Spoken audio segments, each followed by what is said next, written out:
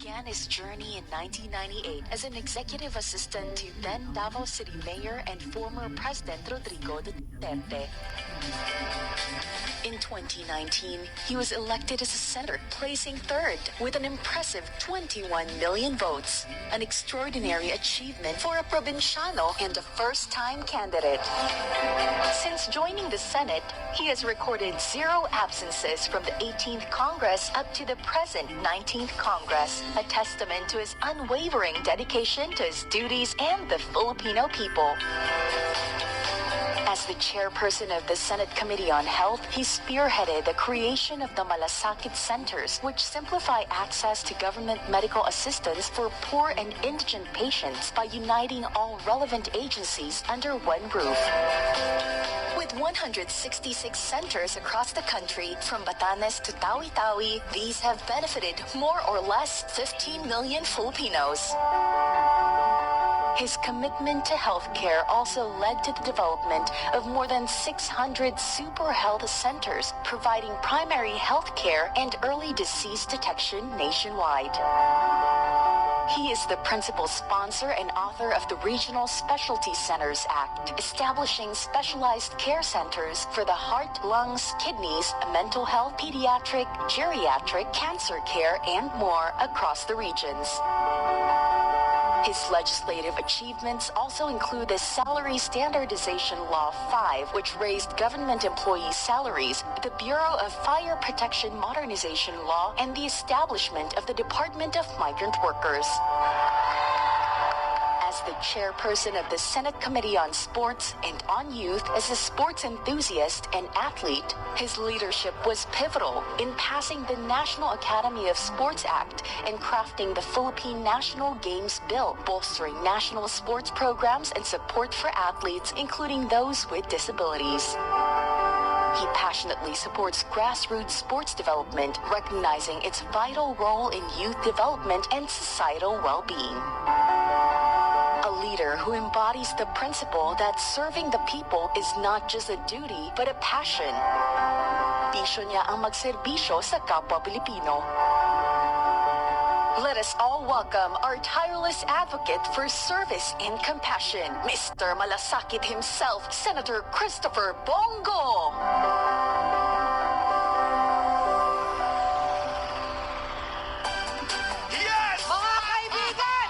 Numero 28! 28! Tayo'y mag-28! 28! 28! Mr. Malasakit himself! Senator! At mayroong sakit, tinutulungan niya. Maraming salamat si Arnel Toko. Maalala ko, about 15 years ago, sila ni Ma'am Giselle.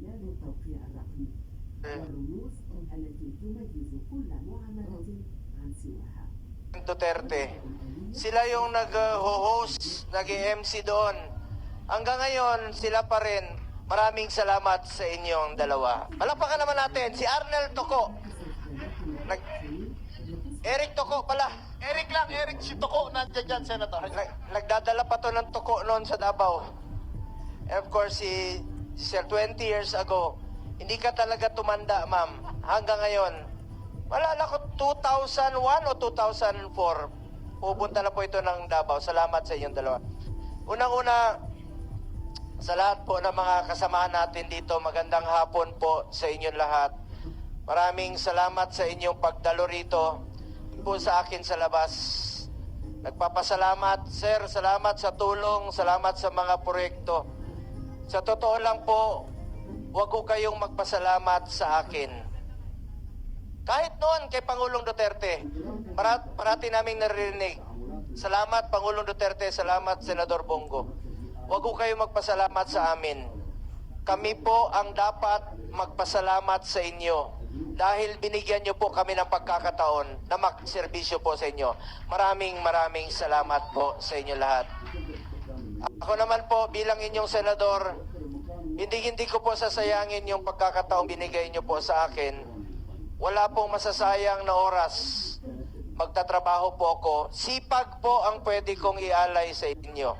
At yan po ay patuloy kong ginagawa ngayon. Lunes hanggang Linggo, magsiservisyo ko. Paboritong araw ko, Linggo. Kasi may go sa dulo. Ako po isang Bisaya. Alam niyo naman taga Mindanao. Sino mga taga Mindanao sa inyo? Sa mga kapatid kong Muslim, Assalamualaikum. Sa Davao, mahal namin kayo doon. Walang diskriminasyon doon sa Davao. Kristiyano, Muslim, magkakapatid tayo, magmahalan tayo sa isa't isa. Sino sa inyo mga taga-Bisayas? Mga Bisaya, Bulanon, mga Ilonggo. Lente, mga parenti ko man eh. Ito si Atty. JB, Ilonggo rin. Pinsan ko yan. Kasi ang tawag sa kanya, Ilonggo. Ang pangalan ko, Bungo. Sinong Waray? Waray. Ako rin, Waray Kwarta. Mga Bisaya, alam nyo, salamat sa inyong lahat, mga Bisaya. Mabigat sa atin yung utang na loob, huwag kalimutan. Kaya ako po ay patuloy na magsiservisyo sa inyo. Malaking utang na loob namin sa inyo, mga Bisaya. Salamat kayo sa inyong suporta. And of course, sa Luzon, mga Ilocano, mga Bicolano, lahat po, mga taga Pampanga, Pangasinan, Batanggenyo rin po ako. Sino mga taga Batangas rito? Batanggenyo rin po ako. Tesoro po ng Batangas, Tanawan at Santo Tomas. So salamat sa inyo.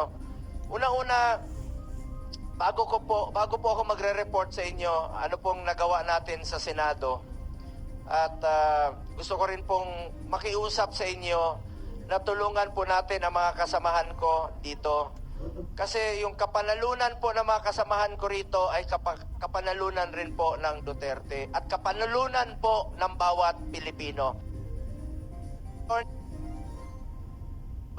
Number, no? Attorney Jimmy Bondoc, palakpakan pa natin. Ito, isa sa mga pumilit kay Pangulong Duterte noon. Wala na, sarado na, ayaw na niya tumakbo. Pumunta to noon, nagdala ng kanta, takbo, maalala nyo? Tumakbo siya. Hindi.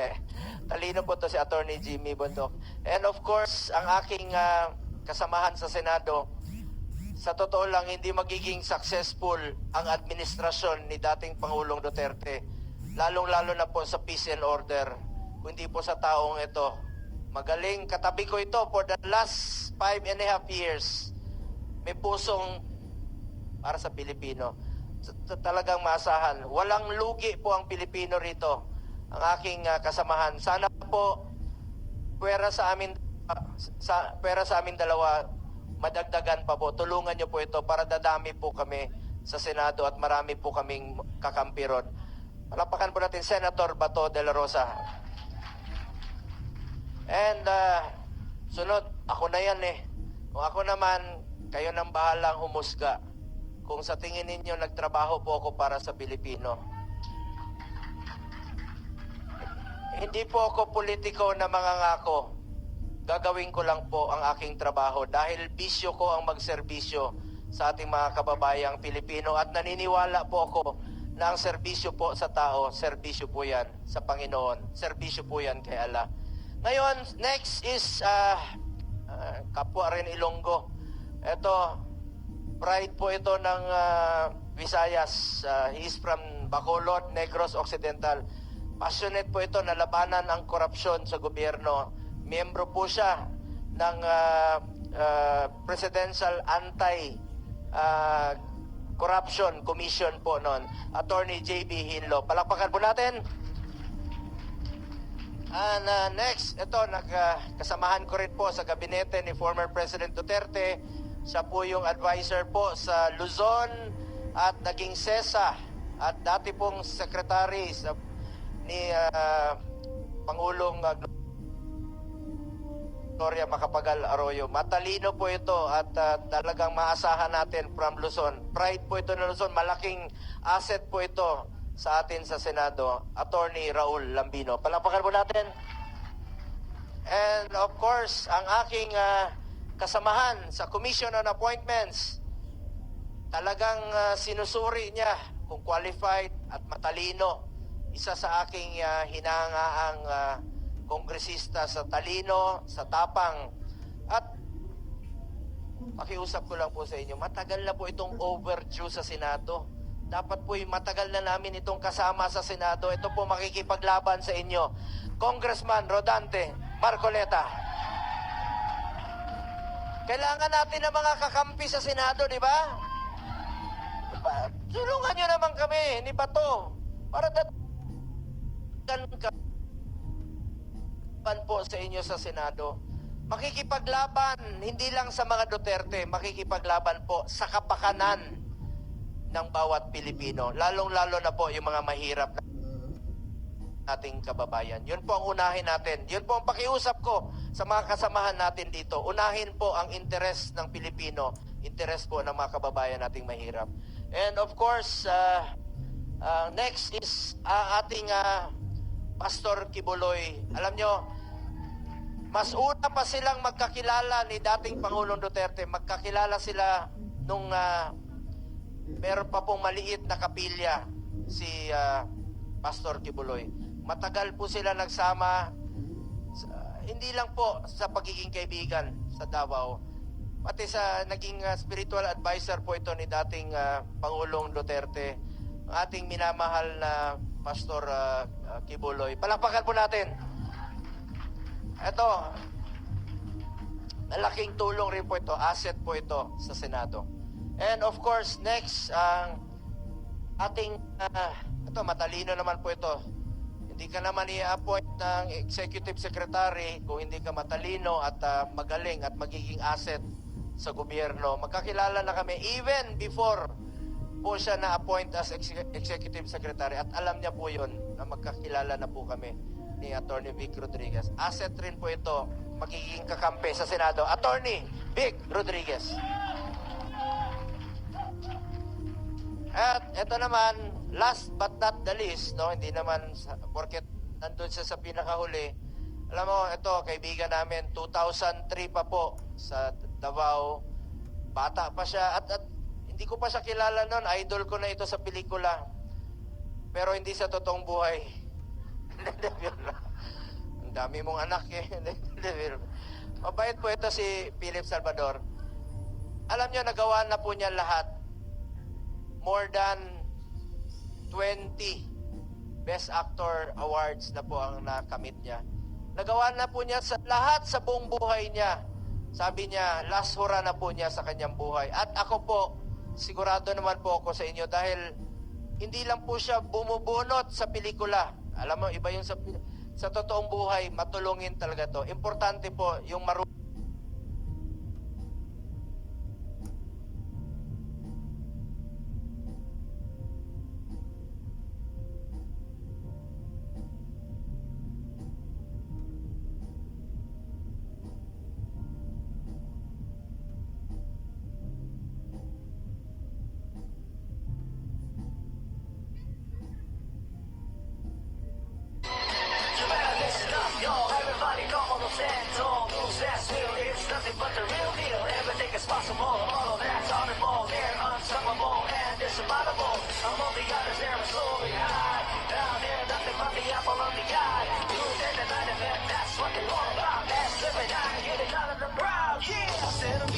para sa Pilipinas.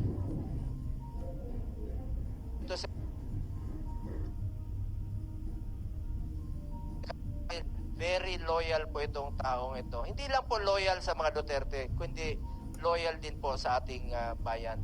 Asset rin po ito. Pakiusap ko lang po, tulungan niyo po sila ng lahat mga kasama natin. Senado, tulong ito, hindi lang po sa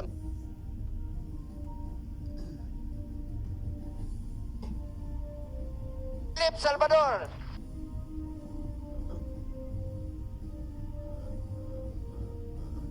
Ito, ikot.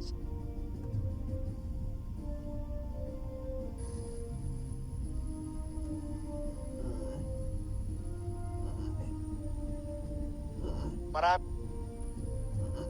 po mga Kusi, dito bro, Speaker Bebot Alvarez, nandito sila Asra, sino pa ba?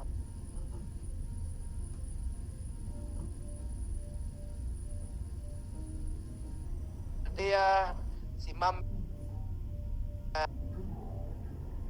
Ito rin po ang aking kaibigan, anti-crime or anti-corruption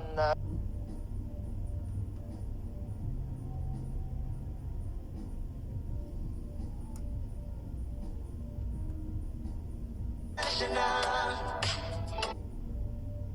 Sa Pilipinas kong mahal, kung mahal. Ang totoo, walang pinapanigan, kundi ang katotohanan lamang. SM the night, ang boses ng bayan. SM the night, a world of endless possibilities. Truly dedicated for the nation building. SM the night is everything. Mula Luzon, Visayas at sa Mindanao, maging hanggang sa ibang bansa, iisa lang ang sinisigaw. SMNI, kayo ang online na media. Kung dati-dati ay hindi mo nakilala, sila na ngayon ang tinitingala. Pagkapatid nila ang tunay ay balitang totoo, hindi puros invento at yan ay garantisado. Singit sa katawan ng SMNI, umabot sa ngalan sa kamatuuran, nagpapagay ng serbisyo sa kanunay. Nakikita sa lasan kay ipasitunggan. You better listen up, yo, everybody come on the stand. Don't lose that will, it's nothing but the real deal. Everything is possible, all of that's honorable. They're unstoppable and insurmountable. Among the others, they're a soaring high. Down there, nothing but the apple of the eye. Lose it and let it back, that's what they're all about. That's living out, get it out of the crowd, yeah. Servisyong para sa Pilipinas kong mahal. Yan ang Sunshine Media Network International. Oh, patas ang totoo, walang pinapanigan, kundi ang katotohanan lamang. SM the night, ang boses ng bayan. Malasakit and Bayanihan Party List. Palapakan rin po natin. Wala na ba? Ang mga Bisaya, mga taga Caragao, si Board Member Dick Carmona. Salamat.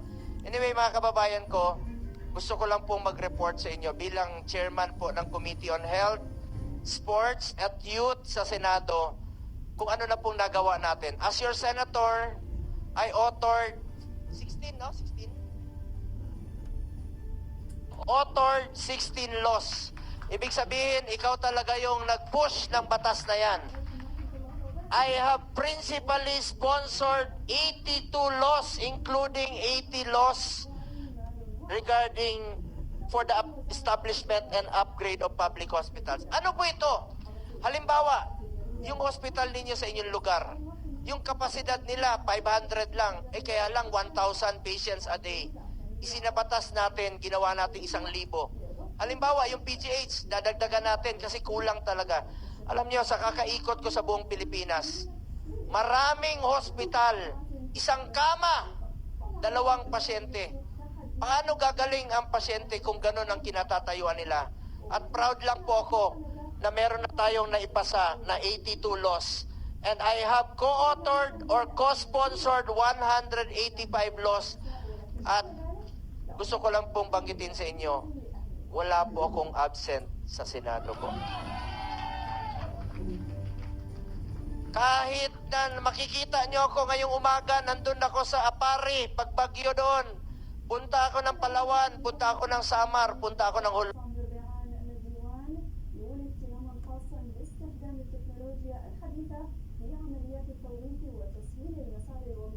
At alam nyo, hindi ko po matiis na nakaupo lamig sa malamig na opisina habang nangailangan ng tulong. Pinangako ko yan sa inyo, kahit saang sulok kayo ng Pilipinas. Bagyuhin, lindulin, putok ng bulkan, baha. Pupuntahan ko po kayo. Uunahin ko po yung mga programang ilapit natin ang serbisyo ng gobyerno sa ating mga kababayan. Yan po ang aking nagawa bilang senador. Ngayon, as chairman naman ng Committee on Health, 3 po ang aking prioridad. Una, Malat Centers. Meron na 7 na malasakit center sa buong Pilipinas. Meron yan sa inyo. Punta kayo ng Camiguin Island, meron. Punta kayo ng Batangas, punta kayo ng Cagayan. Batanes, meron nga. Punta kayo ng Palawan. Magkabilang dulo. Sa Palawan nun, si Elgin. magkabilang dulo, napuntahan ko ang Malasakit Center sa Kulyon. Napakalayo. Isang araw ang biyahe papunta ng Kulyon. Pinuntahan ko yan. Meron ngang isang taga-Tagum doon, sir. 35 years na hindi umuwi sa kanila. Sabi ko, isama na kita. Iuwi kita sa Davao, sa Tagum. Sabi niya, ayoko nang umuwi.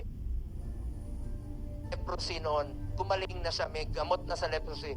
Ayaw na niyang umuwi dahil sabi niya, wala na raw siyang kamag-anak na uwian. Naiyak po ako nung nakita ko yung pasyente.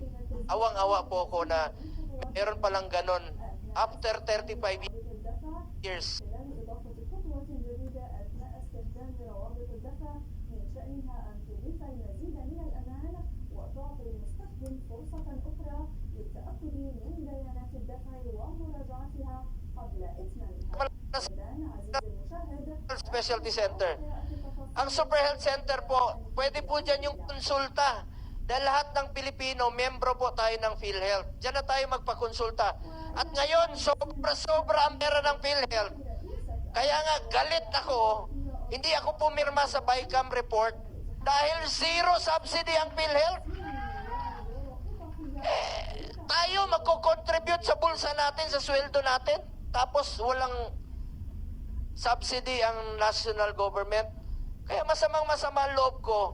Dahil yung excess funds ng PhilHealth last year, winalis, dinala sa ibang mga proyekto. Para sa akin, ang PhilHealth po, para sa health yan. Hindi naman negosyo ang PhilHealth. Ang PhilHealth po ay insurance na meron tayong masasandalan tuwing tayo'y nagkakasakit. Bakit sobra-sobra ang pera ng PhilHealth?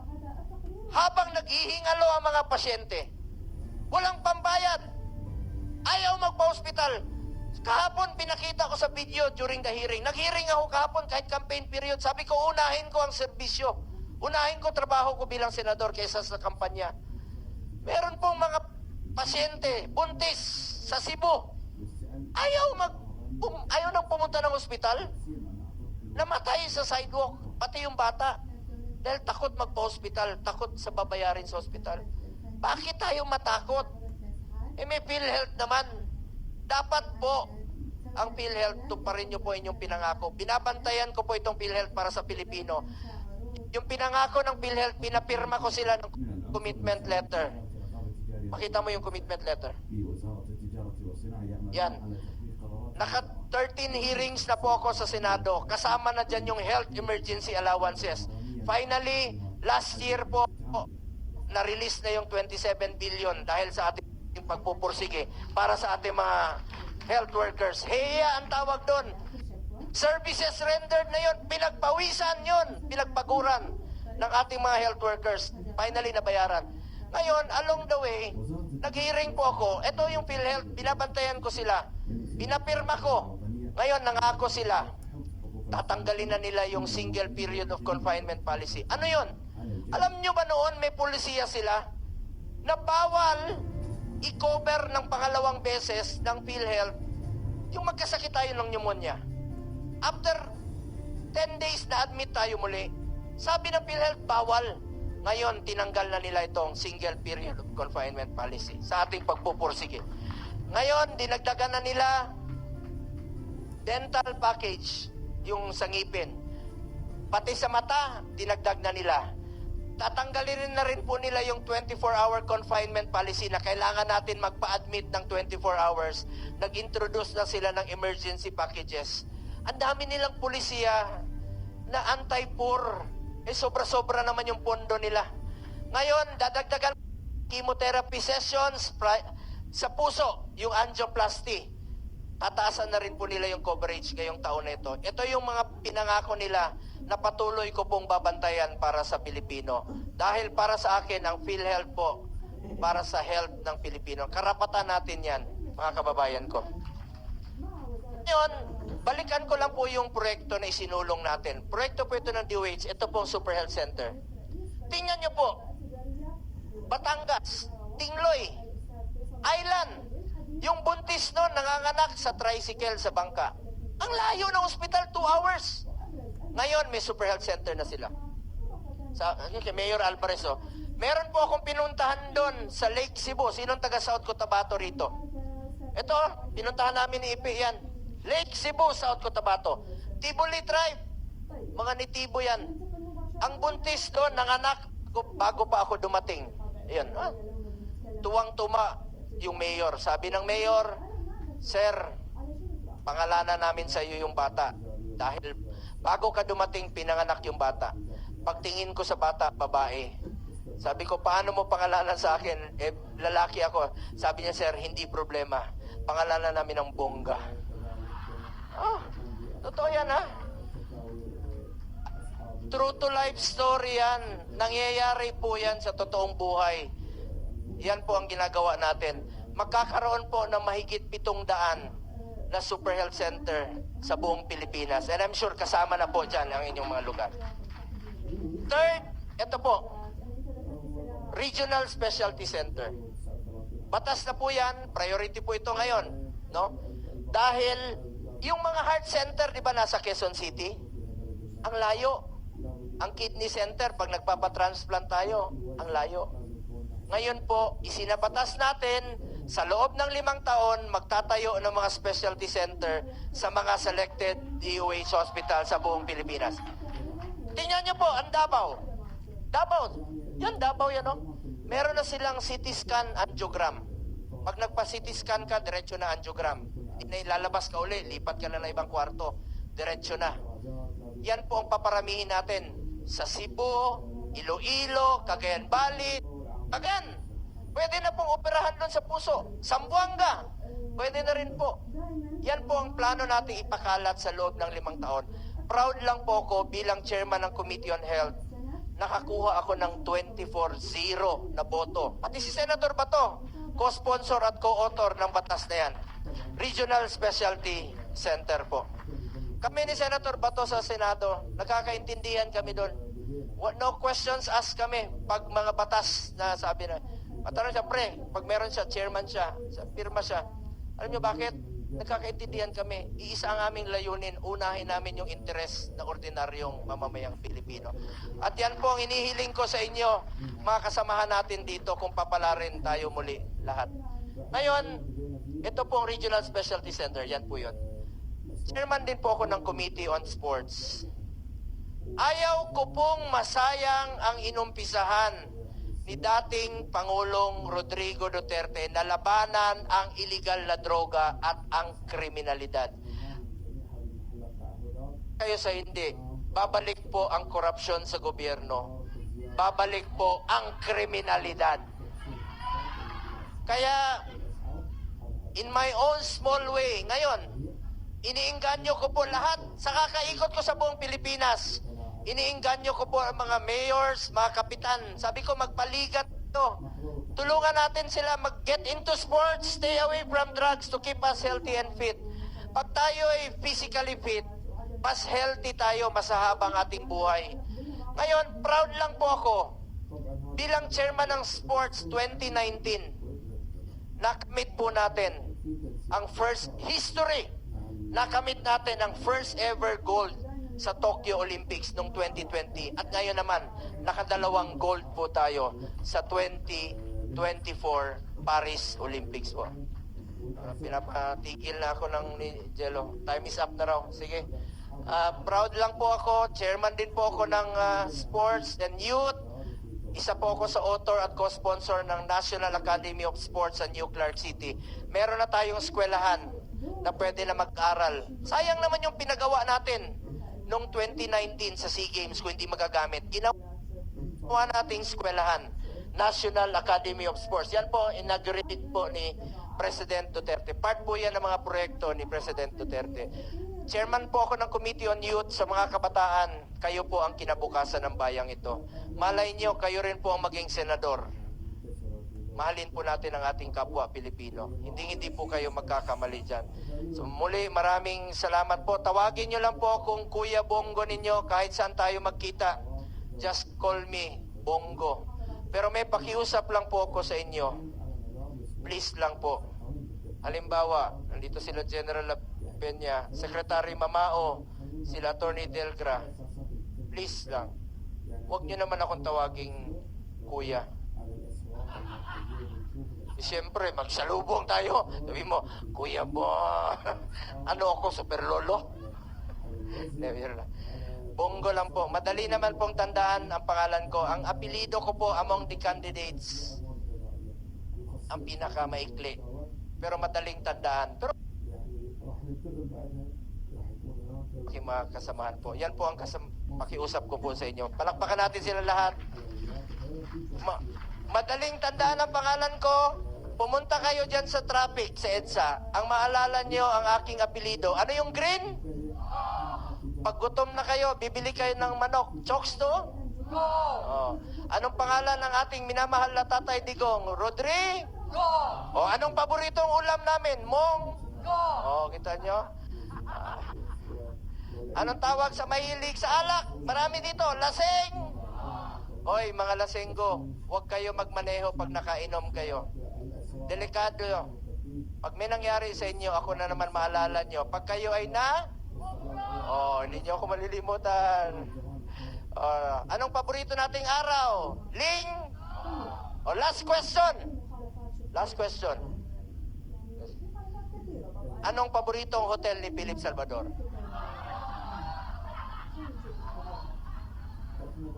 Wala ako sinabi ha, kayo may sabi niyan. Nagtinginan tuloy si Bato at saka si Philip Salvador. Mabait po ito si Philip Salvador. Ako pong makakagarantiya sa inyo. Asset po itong lahat sa ating gobyerno. At dadami po ang ating kakampi para sa mga Duterte at para sa ating sambayan ng Pilipino. Tulungan po natin sila. Mabuhay po ang PDP laban. Mabuhay po ang ating mga adopted candidates. Meron lang po akong sasabihin sa inyo, sa lahat po ng mga nandirito, salamat sa inyong suporta noon pa man. Lalong-lalo na yung mga loyalista na kasama namin 2014 pa lang. After 11 years, nandiyan pa rin kayo. Maraming salamat po sa inyo. Ayun na, maraming ano. Alam nyo, tandaan nyo po, bilog naman ang mundo. Diba? Bilog po ang mundo. At may Panginoon po. Hindi tayo pababayaan ng ating Panginoon. Tandaan natin, ako ayaw ko manira. Ayaw kong sumagot. Kaya kung nagtatanong kayo, ayaw ko manira. Hayaan na natin ang Pilipino ang humusga. Kung nagserbisyo si Pangulong Duterte, si Tatay Digong nung panahon niya, kayo nang humusga kung nagbago ang buhay niyo nung panahon niya. Wala nang mga tanimbala,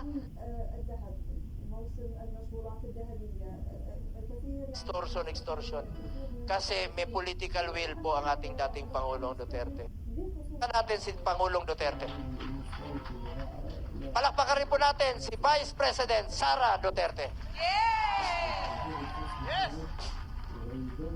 Mga kababayan ko, tandaan nyo po itong sasabihin ko, lalong-lalo na po sa mga tumatakbo ngayon at nasa gobyerno. Please lang, tandaan nyo ito.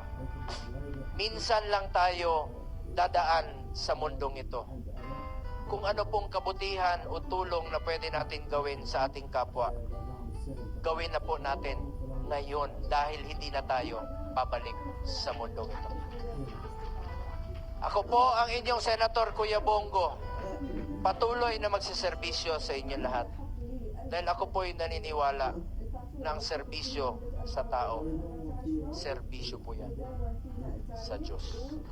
Palakpakan natin ang ating Panginoon sa buhay. Serbisyo rin po yan kay Allah. Salamat po, mga kababayan ko.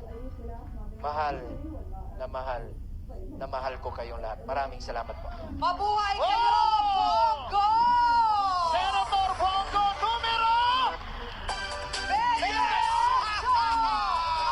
Heto na ang inyong pinakaiingit na Mr. Malasakit, Senador Bongo na! Bisyo ang magserbisyo! Mr. Malasakit. Ay, nako. Palakpakan po natin 28! 28! Bongo! Malasakit sagot sa ating problema. Senator, hindi ka mabibig! Ayan! Para sa iyo yan. Maraming salamat, Senator. Ayan. Thank you po. Thank you. Mabuhay ka. Maging healthy ka pa para mas matagal pa servisyo mo. Yes. At hindi ka mabibigo. Palagi ka Kaya namin yan. pinadasal, Senator. Correct. Ay, PhilHealth ha. O yan, nagbabantay si Senator Bongo. Okay? Uy, alam mo, tamang-tama kasi kanina ay Oo. nag-shout out Oo. si Senator Bongo sa ibang Correct. mga kaibigan natin Oo. dito. Ayan, kaya gusto ko rin na bigyan ng shout out na nandito yung aking Talaga. necklace ha. So, Ayan. At Ayun. PDP Sus. laban.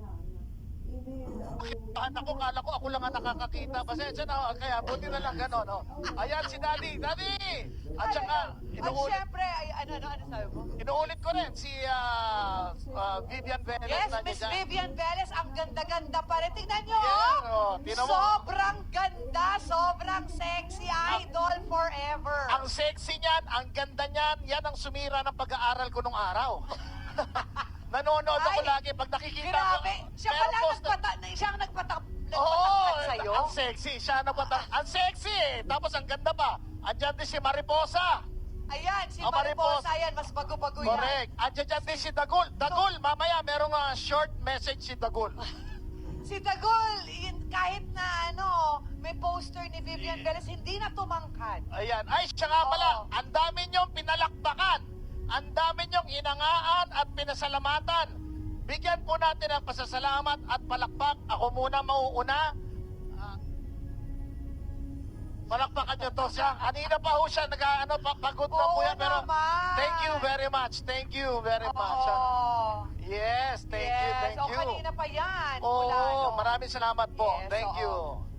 Mamaya po kasi mamaya ay papalapit na po ang pagdating Oo. ng ating minamahal na presidente na si former President Rodrigo Roa Roa Duterte. Duterte. So nakikiusap po kami, kung hindi po kayo nakaupo dito sa harap, kahit media po, kailangan po nating i-clear yung place, pati po dyan Correct. sa may kanan Please na lang po. side. At saka Oo. si Moy Moy Palaboy, nandiyan dyan din, no? Oo. Ako, kumpare natin yan. Gusto ko rin i-acknowledge, I'd like to acknowledge the presence of a very good friend, former Speaker, Congressman Pantaleon Alvarez. Andyan Hello, Congressman Bebo, at mabuhay po kayo. And thank you so much sa supportan niyo po sa PDP Laban at higit sa lahat sa ating mga Duterte. Correct. candidates. Ay, syempre, gusto ko rin balikan, ha? Si Senator Bato.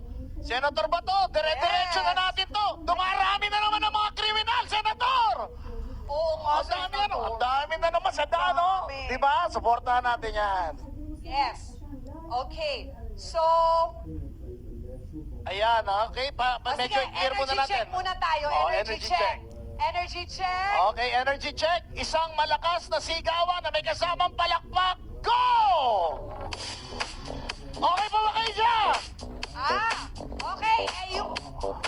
Ito ang isa. Pilipinas! Duterte pa rin. 1, 2, 3. Pilipinas! Pilipinas! Pilipinas! Oh! Ay, Malakas bakit? mataas. Mas lalo kayong mag-i-enjoy dahil mamaya may regalo kayo. Magpapaagaw kami ng 50 pieces na aquarium. Diyan lang yan. Bibigyan niya. Hindi, wala. Sino pa Akala ko kasasalot? door handle. Hindi. Basta mamaya. Basta mamaya i-clear natin ito, ha? Okay. I-clear natin ito. I-clear po natin ito. Okay. Okay. Ang susunod po nating speaker, our next speaker was just